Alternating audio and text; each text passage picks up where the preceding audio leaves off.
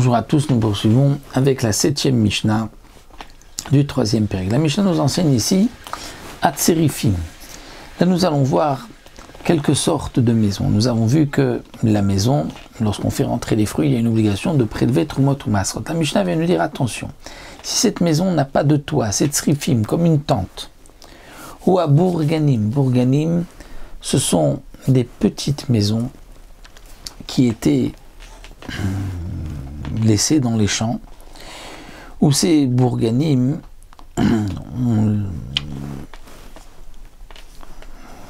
on entreposait un peu de récolte là-bas, dit le Barthénora, ou bien à Aliktayot, c'était une petite souka, une petite cabane que l'on faisait en été pour avoir un peu d'ombre.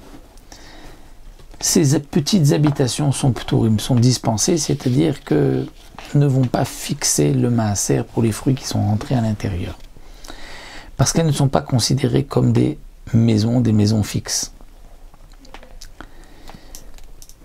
Afalpi sheshba, j'ai sauté deux mots, Soukat Ginosar, la souka de Ginosar. Ginosar, c'est autour de la Kinneret. La Kinneret s'appelait aussi Yam Ginosar.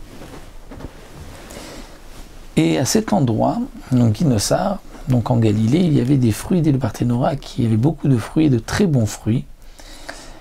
Et pendant la période où il y avait ces fruits dans les arbres, la période où on ramassait les fruits, on faisait des petites cabanes pour ceux qui venaient ramasser. Donc c'était les soukas de Ginosar. Même si on avait mis juste à côté Rechaim, donc petite meule pour écraser le blé, ou tarnégolim, des poules pour donner des œufs, donc de quoi permettre une habitation malgré tout ptoura. Ces maisons-là ne fixent pas la récolte qui rentre pour le Trumot Masrot. Pourquoi? Puisque ce sont des maisons qui ne sont qu'une période de l'année. Soukat Yotzrim, la souka des potiers. Alors ils avaient à Pnimit, c'est-à-dire une petite cabane intérieure où ils habitaient là-bas, Vachitzona, et l'extérieur, c'est celle où ils vendaient là-bas leur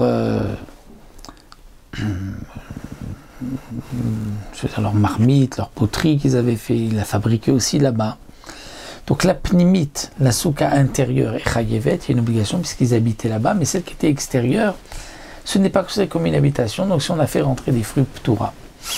Rabbi Yossé n'est pas d'accord, dit Kol shenadira tachama dirat kshamim ptoura. Toute maison qui n'est pas utilisée et pour l'été et l'hiver est dispensée. Et la souka tayotzrim en hiver, ils n'habitaient pas là-bas, ils allaient chercher une autre habitation, donc même celle qui est pnimite intérieure pour Rabbi Yossé ne fixez pas le maaser, ce n'est pas considéré comme une habitation, une maison qui peut fixer les fruits qu'on a fait rentrer dedans pour le maaser. Soukat et chag bechag, la souka de Soukot, pendant la fête de Soukot. Est-ce que si on a fait rentrer des fruits à l'intérieur, c'est comme une habitation, une maison, une obligation et ça fixe le maaser? Rabbi Uda dit oui, mais chayev, parce que Rabbi Uda considère que la souka est une dirat keva. Chachamim potrim, chachamim disons c'est pas tour, parce que c'est considéré comme une dirat araï, une dirat provisoire.